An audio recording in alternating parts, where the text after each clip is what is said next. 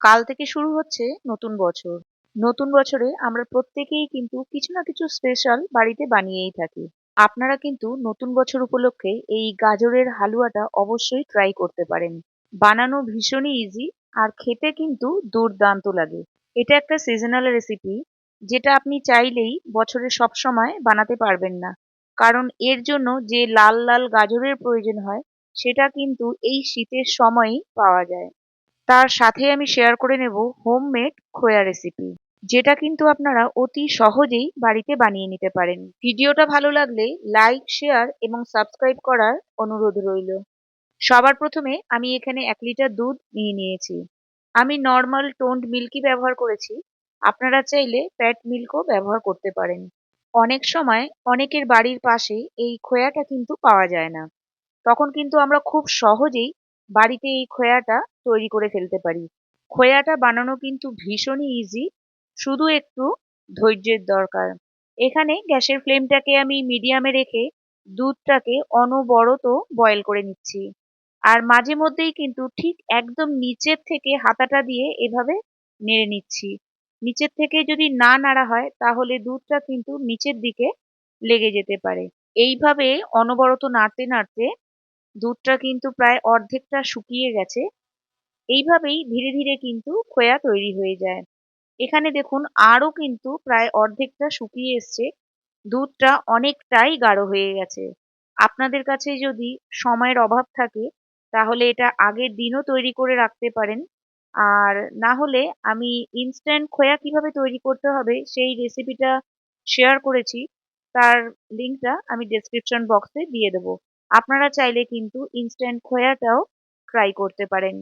আপনি যদি মার্কেট থেকে খোয়া কেনেন তাহলে তার মধ্যে না জানি কত কিছু মেশানো থাকে। কিন্তু বাড়িতে যদি তৈরি করে নেন তাহলে একদম পিওর খোয়াটা কিন্তু হাতের কাছেই পেয়ে যাবেন।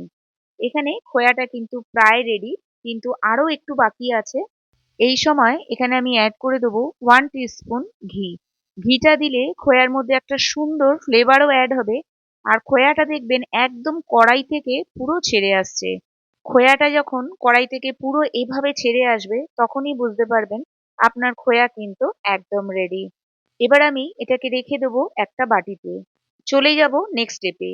এখানে আমি নিয়ে নিয়েছি 1 কেজি গাজর। বাজারে এখন চারিদিকেই ফ্রেশ একদম লাল লাল গাজরগুলো পাওয়া যাচ্ছে। গাজরের হালুয়া বানাতে গেলে কিন্তু সেই গাজরগুলোকেই নিয়ে আসতে হবে। গাজরগুলোকে এখানে আমি খুব ভালো করে ধুয়ে নিচ্ছি। এই ঠান্ডার সময় রোদ কার না ভালো লাগে, সেই জন্য এই গাজরগুলোকে নিয়ে আমি পৌঁছে গেছি আমার ছাদে। ছাদে বসেই বাকি কাজটা আমি করে নেব। এখানে দেখুন ঠিক এই রকমই লাল লাল গাজরগুলো আমি নিয়েছি। খুব বেশি মোটাও না আর খুব বেশি সরুও না। বেশি মোটা গাজর নিলে ভেতরের অংশটা কিন্তু সাদা থাকে, সেটা খেতে খুব একটা ভালো লাগে না। আবার বেশি যদি সরু নিয়ে নেন তাহলে সেটা গ্রেট করতে কিন্তু খুব অসুবিধা হয়। তাই এই মিডিয়াম থিকনেস গুলো নিলেই সব থেকে বেশি ভালো। গাজরের খোসাগুলো আমি এখানে ছাড়িয়ে নিচ্ছি। সবকটা গাজরের খোসা ছাড়ানো হয়ে গেলে সেগুলোকে আমি একটা একটা করে গ্রেট করে নেব। অনেকে আছেন যারা গাজরগুলোকে কুকারে বড় বড় টুকরো করে কেটে সেদ্ধ করে নেন, যদিও আমি ওভাবে কখনো ট্রাই করিনি। যদি কখনো ট্রাই করি অবশ্যই আপনাদের সাথে শেয়ার করব। তবে আমার কিন্তু এইভাবে গ্রেট করে নিলেই বেশি ভালো লাগে। দীর্ঘদিন ধরে আমি কিন্তু এভাবেই গাজরের হালুয়া বানিয়ে আসছি বাড়িতে, আর আমার বাচ্চারা কিন্তু দুর্দান্ত পছন্দ করে। এখানে গাজরগুলো সমস্ত আমার গ্রেট করা হয়ে গেছে। নিয়ে নিয়েছি একটা কড়াই। কড়াইতে নিয়ে নিয়েছি 3 টেবিল স্পুন ঘি। ঘিটা ভালো করে গরম হয়ে গেলে আমি গাজরগুলোকে সমস্ত এখানে দিয়ে দিচ্ছি। আর এখানে আমি গ্যাসের ফ্লেমটাকে মিডিয়ামে রেখেই 2 থেকে 3 মিনিট গাজরগুলোকে একটু ভেজে নেব। আমার মনে হয় গাজরগুলোকে এভাবে ভেজে নিলে গাজরের হালুয়ার মধ্যে একটা সুন্দর ফ্লেভার অ্যাড হয়। এখানে গাজরগুলোকে আমি মিডিয়াম ফ্লেমে ভালো করে ভেজে নিচ্ছি উল্টে পাল্টে। 2 থেকে 3 মিনিট পর গাজরগুলোকে আমি এবার ঢেকে রেখে দেবো একদম লো ফ্লেমে। এর ফলে গাজরের মধ্যে থেকে যে জলটা বেরোবে তাতেই কিন্তু গাজরগুলো সেদ্ধ হয়ে যাবে। তবে মাঝে মধ্যে কিন্তু একটু নেড়েচেড়ে দিতে হবে। আরেকদিকে আমি নিয়ে নিয়েছি 750 ml দুধ, মানে 1 লিটার দুধের থেকে কিছুটা কম। এটাও কিন্তু আমি টোন্ড মিল্কই ব্যবহার করেছি। এখানে দুধটাকে আমি একদম হাই ফ্লেমে ভালো করে ফুটিয়ে গাঢ় করে নিচ্ছি। এটাকেও কিন্তু মাঝে মধ্যে নাড়তে হবে, না হলে কিন্তু নিচে লেগে যাবার সম্ভাবনা থাকবে। এইভাবে করে নিলে কিন্তু গাজরের হালুয়াটা খুব তাড়াতাড়ি তৈরি হয়ে যায়। দুধটা গাঢ় হওয়ার জন্য আমি একপাশে সরিয়ে রাখলাম। গাজরটা কিন্তু ততক্ষণে বেশ নরম হয়ে গেছে, দেখতেই পাচ্ছেন একদম সফট হয়ে গেছে। এই সময় আমি অ্যাড করে দেবো চিনি। এখানে আমি 3/4 কাপ চিনি ব্যবহার করেছি। আপনারা চাইলে এর থেকে বেশি চিনিও ব্যবহার করতে পারেন, আবার কমও ব্যবহার করতে পারেন। এটা আপনারা আপনাদের স্বাদ অনুযায়ী ব্যবহার করবেন। চিনিটাকে গাজরের সাথে খুব ভালো করে আমি মিক্স করে দিচ্ছি। চিনি দেওয়ার সাথে সাথেই কিন্তু আবারও জল ছাড়তে শুরু করবে, আর রংটাও কিন্তু বেশ পরিবর্তন হয়ে যাবে। এই সময় আমি এখানে অ্যাড করে দিলাম 1/2 টিস্পুন এলাচ গুঁড়ো। আপনারা চাইলে এটা স্কিপও করতে পারেন, তবে এলাচ গুঁড়ো দিলে কিন্তু ফ্লেভারটা দুর্দান্ত আসে। এলাচ গুঁড়োটাকেও আমি গাজরের সাথে খুব ভালো করে মিশিয়ে নিচ্ছি। দেখুন ধীরে ধীরে গাজরটা কিন্তু ড্রাই হয়ে গেছে। এই সময় এখানে আমি অ্যাড করে দেবো দুধ, যে দুধটা আমি আগে থেকে গাঢ় করে রেখেছি। এখানে আমি 2 কাপ দুধ ব্যবহার করেছি। দুধটা যদি এভাবে গাঢ় করে দেওয়া হয় তাহলে হালুয়ার টেস্টটা কিন্তু একদম আল্টিমেট হয়। তবে আপনারা চাইলে দুধ নাও ব্যবহার করতে পারেন, কিন্তু গাজরের হালুয়াতে দুধ ব্যবহার করলে গাজরের হালুয়াটা কিন্তু খুবই টেস্টি হয়। আর দুধের পরিমাণটাও আপনারা চাইলে কম বেশি করতে পারেন। এখানে সবকিছু একদম ধীরে ধীরে ড্রাই হয়ে গেছে। এই সময় এখানে মিশিয়ে দেব খোয়া।